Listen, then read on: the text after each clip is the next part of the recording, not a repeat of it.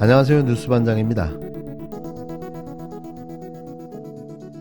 그러니까 그 당시에 이 소위 이제 본인의 문제였다면 자녀의 문제가 아니고 본인의 검사 개인의 비리에 관한 문제였다면 검찰 대검이나 법무부에서도 조사에 착수를 했겠죠. 그렇죠. 네, 그런데 본인의 문제가 아니고 이거를 내 아들이 이런 문제가 있다라고 주변에 이야기하지 않은 상황에서는 250명이나 되는 중앙기관 검사, 그 중에서 소위 1차장 산하에 있는 인권감독관, 부장급 인권감독관의 이런 자녀 학폭 문제를 다른 차장인 그 지금 장관이나 검사장이 알 수가 없었던 상황 아닙니까? 알 수 없었고요. 의원님 다시 말씀드리지만 이걸 알았으면 인사검증을 통과시켰을 리가 없습니다. 그리고 문제는 이거는 만약에 진짜 본인의 문제가 그러했다면 당시에 뭐 꼭 검찰의 문제가 아니라 뭐 청와대의 민정이라든가 이런 데서 문제 삼았을 겁니다. 당시에 본인의 문제로 집중되는 보도가 아니었던 면이 있었기 때문에 이거는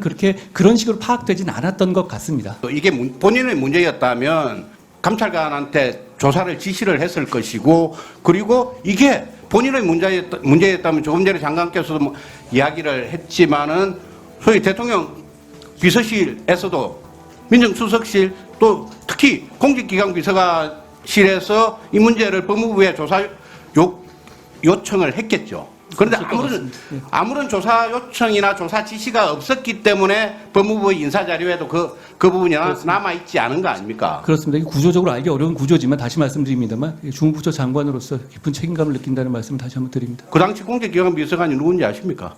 제가 그건 확인 안 해봤습니다. 최강 의원님입니다. 그 당시 공직기강 비서관이 누군지 아십니까? 제가 그건 확인 안 해봤습니다. 최강 의원님입니다.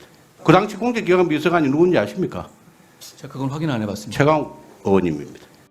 27일 있었던 법제사법위원회 전체 회의에서 국힘당 정점식 의원과 한동훈 법무부 장관의 만담 수준의 주거니 받거니 질의응답에서 나온 황당한 발언이었는데요. 정순신 아들 학폭 문제가 터졌을 때 알 수가 없었다고 핑계를 대가며 당시 대통령 비서실 공직기강 비서관이 아무런 조사도 하지 않았다고 목소리를 높였습니다. 그러면서 그 공직기강 비서관이 바로 최강욱 의원이었다고 주장했는데요. 점식이와 동훈이의 아무 말 대잔치의 결정판이었죠. 질의하시는 중에 뜬금없이 지금 동료 의원의 이름을 허위사실과 연관지어서 말씀을 하시는데 좀 알고 말씀하셨으면 좋겠어요. 지금 제가 정확히는 못 들었습니다마는 당시에 그게 무리가 빚어졌고 사실로 확인됐으면 대검 법무부 감찰은 물론이고 청와대 공직기강 비서관이 가만히 놔뒀겠느냐 이런 취지로 말씀하신 거죠. 제발 좀 알고 말씀하시면 좋겠어요. 지금 민정수석실 폐지하고 측근비리 조사할 수 있는 기관 다 없앤 정부에 소속돼 있는 당의 국회의원이라서 그렇게 말씀하시는지 모르겠는데 문재인 정부 청와대 공직기관 비서관은 그런 거 하는 사람이 아닙니다. 청와대 내부 직원들, 비서실, 경호실 직원들에 대한 감찰을 하는 사람이에요. 그 업무를 하는 거는 반부패 비서관이에요. 그 잘난 검찰 출신, 특감반장도 마찬가지고. 그리고 재직 중에 있었던 일이라서 확실하게 밝히실 수는 없겠습니다만은 정순신 검사 27기 아닙니까? 소위 말하는 대검 검사급 검사 승진해서 탈락했습니다. 소위 말하는 대검 검사급 검사 승진해서 탈락했습니다. 소위 말하는 대검 검사급 검사 승진해서 탈락했습니다. 그게 공직기관 비서관의 업무입니다. 똑바로 알고 말씀하시기 바랍니다. 이에 자신의 이름이 거론되자 참다 못한 최강욱 의원이 발끈하고 팩폭하며 일침을 날렸는데요. 그러면서 정순신 검사의 승진을 막은 사람이 바로 자신이었다고 공개한 겁니다. 이미 정순신 검사의 이런 사실을 알고 승진을 막았다는 이야기인데요. 인사검증은 이렇게 하는 것이라고 참교육을 시전한 거죠. 혹을 떼어주려던 정점식 의원은 오히려 혹을 더 붙여주고 말았는데요. 이후 한마디도 못하고 입틀막 해버린 그 둘의 모습이 더 가관이었습니다. 이런 자들이 대한민국 검사를 했던 거죠. 가소롭기가 하늘을 찌릅니다. 오늘 국무회의는 내년도 예산안 편성 지침을 논의합니다.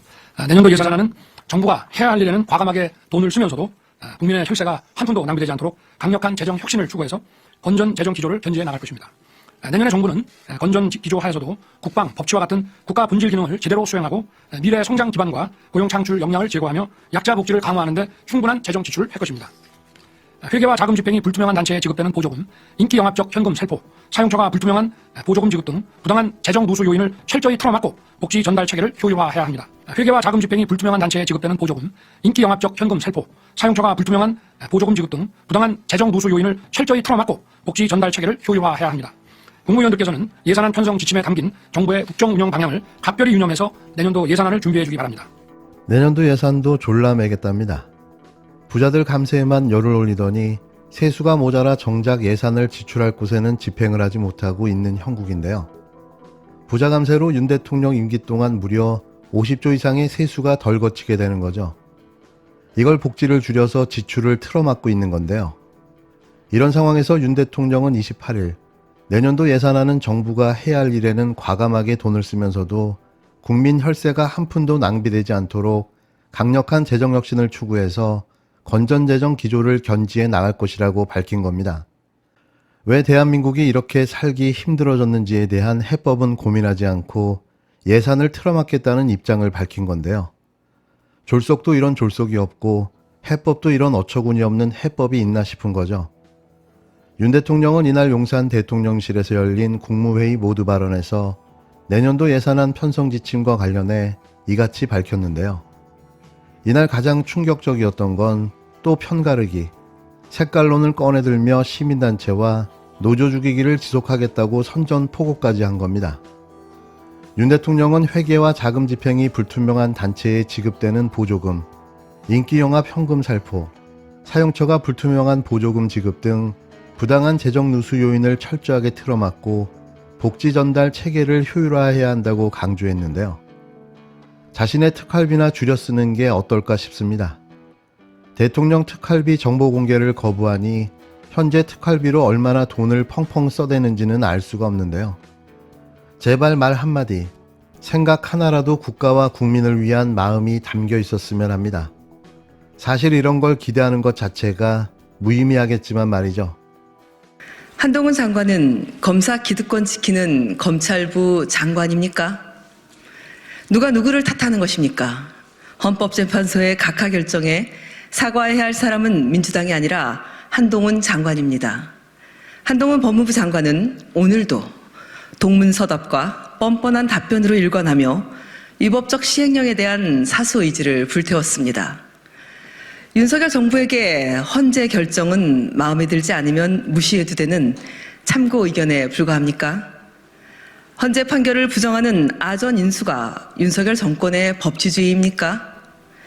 헌법재판소는 각하 결정을 통해 법무부 장관은 청구인 적격이 없고 검사의 수사권은 국회의 입법사항이라는 점을 분명히 했습니다. 그런데도 한동훈 장관은 왜 계속 억지를 부립니까? 수사권이 검사들의 헌법상 권한이 아니라는 헌재 결정이 그렇게 받아들이기 힘듭니까? 법무행정을 총괄하는 법무부 장관이 검사 기득권을 지키기 위해 검사 수호자를 자처하고 있으니 한심합니다. 한동훈 장관은 여전히 검사입니까? 아니면 스스로 검찰부 장관을 자임하고 있는 것입니까? 법무부 장관의 사명은 검사 기득권의 수호가 아닙니다. 법무행정 총괄이라는 본연의 업무에 충실하십시오. 국회 입법에 이어 헌재 결정마저 무시하며 위법적 시행령으로 검사 수사권을 지키려는 후한무치한 술수를 당장 멈추기 바랍니다.